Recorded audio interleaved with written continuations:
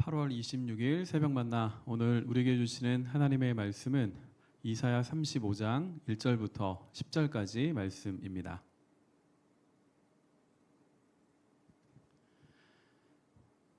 제가 봉독하겠습니다.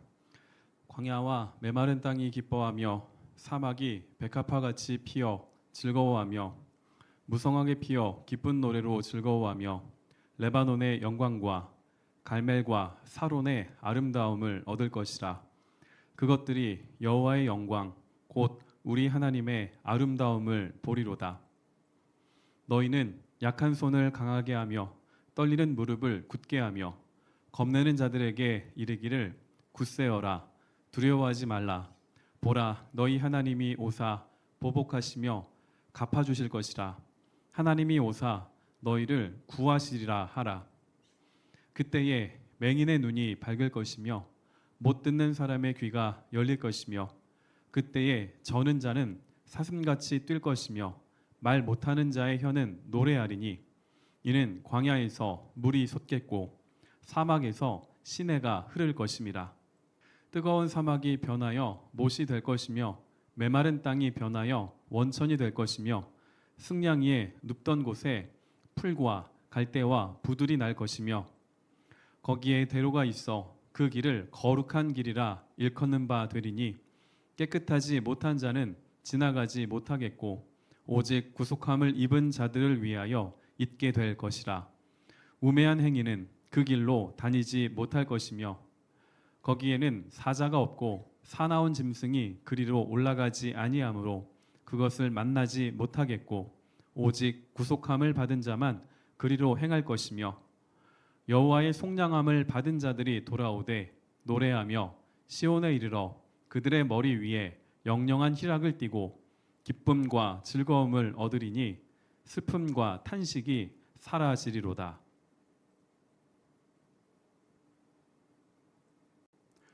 오늘은 순간의 선택이 영원을 좌우합니다 라는 제목으로 말씀을 나누겠습니다. 이사야 35장은 어제까지 묵상 본문과는 확연히 다른 분위기를 우리에게 보여줍니다. 35장에서 우리 눈에 띄는 것은 기쁨, 즐거움, 생명, 그리고 회복입니다. 읽는 사람에게 희망과 이 소망을 주는 메시지를 담고 있는 이 본문은 모든 사람을 위한 것은 아닙니다. 이사야는 이 내용을 통하여 유다에게 질문을 던집니다. 믿음의 결단을 하라입니다. 이사야에게 말씀을 듣던 유다 입장에서는 현실적인 판단과 선택이 필요했습니다. 자신들을 위협하고 또한 압도하는 이방 나라가 큰가? 아니면 이사야가 전하는 하나님이 더 큰가? 이것을 판단하고 그 후에 선택을 해야 했습니다. 이와 같은 선택은 유다에게만 해당되는 것이 아닙니다. 세상을 살고 있는 모든 사람이 해야만 하는 선택입니다. 순간의 선택이 평생을 좌우한다라는 이 침대 광고보다도 더 중요한 이 영원한 생명을 위한 선택이기 때문에 그렇습니다. 어제까지 본문에서 살펴본 이 하나님의 열방을 향한 심판의 메시지는 심판 그 자체가 목적이 아닙니다. 심판을 통한 회복이 목적입니다. 오늘 본문인 이사야 35장은 신락원이 복락원이 가능할 것인가? 하나님이 약속하신 구원이 무엇일까? 이것을 우리에게 보여주고 있습니다. 오늘 묵상 본문을 통해 나는 어떤 선택을 하고 있는지 확인하였으면 좋겠습니다. 오늘 본문을 보시면 자연의 회복과 장애를 갖고 있던 사람의 이 회복에 대한 메시지가 많이 기록이 되어 있습니다. 자, 이때는 세상의 입장에서 하나님이 심판하시는 때이고요. 기독교 신앙이 있는 사람 입장에서 볼 때에는 우리가 그토록 소망하고 기다리는 구원이 완성되는 때입니다. 먼저 그때에는 자연이 회복이 되는데요. 본문에 나와 있는 광야와 이 메마른 사막에 꽃이 핀다, 물이 흐른다. 오늘 본문은 우리에게 그렇게 말을 해 줍니다. 고대 광야와 사막이라는 공간은 생명이 존재할 수 없는 죽음을 상징하는 곳이었습니다. 특히 물이 풍부하지 않았던 이스라엘에게 있어서 광야에 물이 솟는다, 사막에 강이 흐른다라는 것은 기적입니다. 자, 이와 같은 회복은 자연에게만 해당되는 것이 아니라 많은 사람들에게도 그 영향이 끼침을 2절을 통해서 확인할 수가 있습니다. 무성하게 피어 기쁜 노래로 즐거워하며 레바논의 영광과 갈멜과 사론의 아름다움을 얻을 것이라. 그것들이 여호와의 영광 곧 우리 하나님의 아름다움을 보리로다. 자, 2절에 나와 있는 이 성읍들의 이름들 어디서 많이 본 것 같지 않으십니까? 33장에서 한때 그 성읍들이 갖고 있던 풍요로움을 자랑하다가 하나님께 심판받아 파괴되었던 곳들입니다. 자, 이런 장소들이 그때의 하나님의 영광스러운 장소로 변화합니다. 2절은 이 일이 우연히 일어난 것이 아니다 말씀을 합니다. 여호와의 영광 곧 우리 하나님의 아름다움을 보리로다. 하나님의 임재로 인하여 나타나는 영광이다 말씀을 합니다. 타락한 인간으로 말미암아 하나님의 영광이 드러나지 않던 세상이 그때에 회복된 이 창조 세계에서는 여호와의 영광이 완연히 드러나게 된다 우리에게 말씀하고 있습니다. 자, 그때의 자연과 성읍들만 회복되는 것이 아니라 사람들도 회복됩니다. 5절과 6절입니다.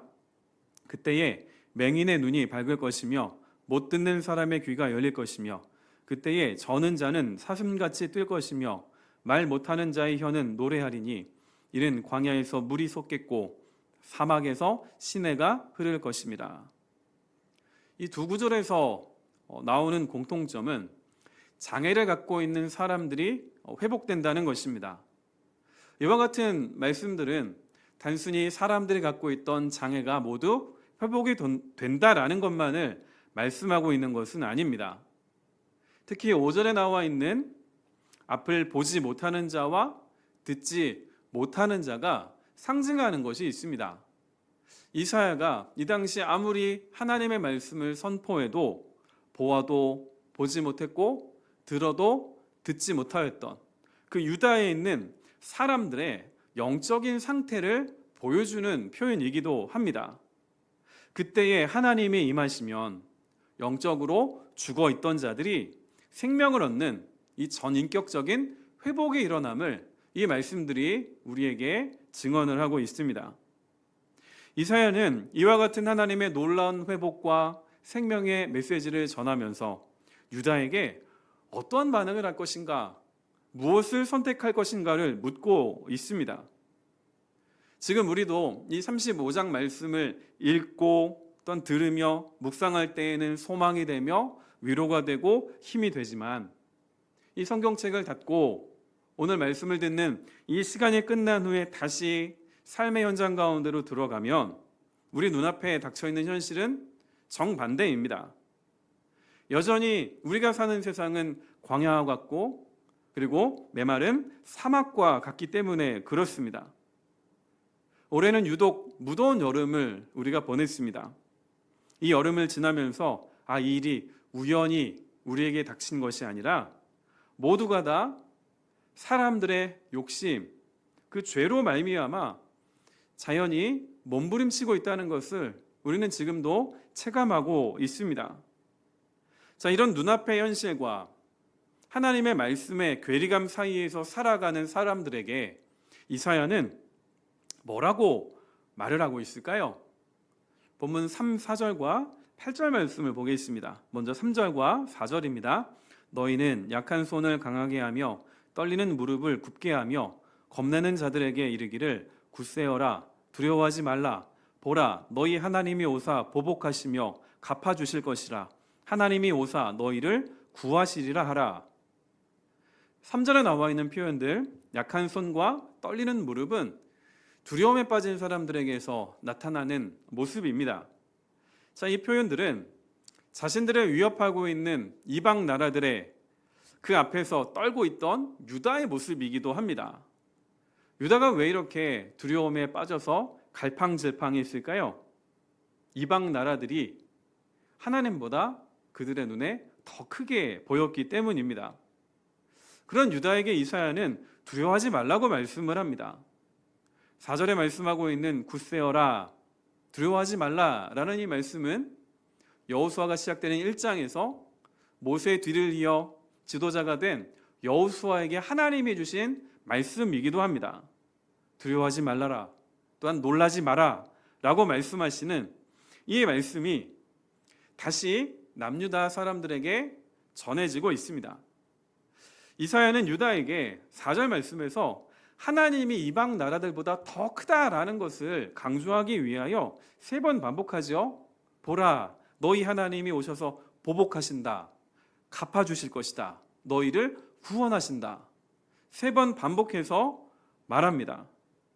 자, 지금 내가 가장 두려워하는 것은 무엇입니까? 우리가 인생에서 겪는 어떠한 문제, 어떠한 어려움보다도 하나님이 크시다라는 것을 기억하시기 바랍니다. 이사야는 두려워 말라라는 말씀에 이어서 또 한 가지를 말하지요. 거룩한 길을 걸어야 함을 말씀합니다. 8절입니다. 거기에 대로가 있어 그 길을 거룩한 길이라 일컫는 바 되리니 깨끗하지 못한 자는 지나가지 못하겠고 오직 구속함을 입은 자들을 위하여 있게 될 것이라. 우매한 행위는 그 길로 다니지 못할 것이며. 고대의 대로는 에돔에 있던 왕의 대로와 같이 군사적이고 상업적인 목적으로 사용되었습니다. 근데 8절에 나와 있는 이 대로가 명시적으로 어떠한 대로인지는 모르겠지만 이 대로의 목적은 일반 다른 대로와는 다릅니다. 이 대로는 시온을 향하여 가는 길입니다. 근데 그 길은 아무나 걷는 길이 아니라고 말씀을 하죠. 오직 구속함을 입은 자들만이 걷는 길입니다. 10절은 여호와의 속량을 받은 자들이 그 길을 통해 시온을 향해 갈 것이다 말씀을 하고 있습니다. 오늘 이 묵상 본문을 통해 하나님께서 우리에게도 묻고 계십니다. 오늘 어떠한 선택을 할 것인가? 어떠한 길을 걸을 것인가? 묻고 계십니다. 35장에 말씀하고 있는 그때 하나님께서 죄로 인하여 깨어진 자연과 또한 많은 성읍들과 사람을 회복하는 그 날을 믿음으로 바라보며 오늘을 살아가라고 말씀하십니다. 두려워하지 말고 담대하게 나에게 주어진 그 길을 거룩함으로 걸으라 말씀하십니다. 하나님은 문제보다 크십니다. 오늘 내가 믿음을 선택하여 걷는 그 거룩한 길이 세상에서는 조롱받는, 미련하다, 손가락질 받는 길이다 할지라도 그런 우리의 선택은 결코 어리석지 않습니다.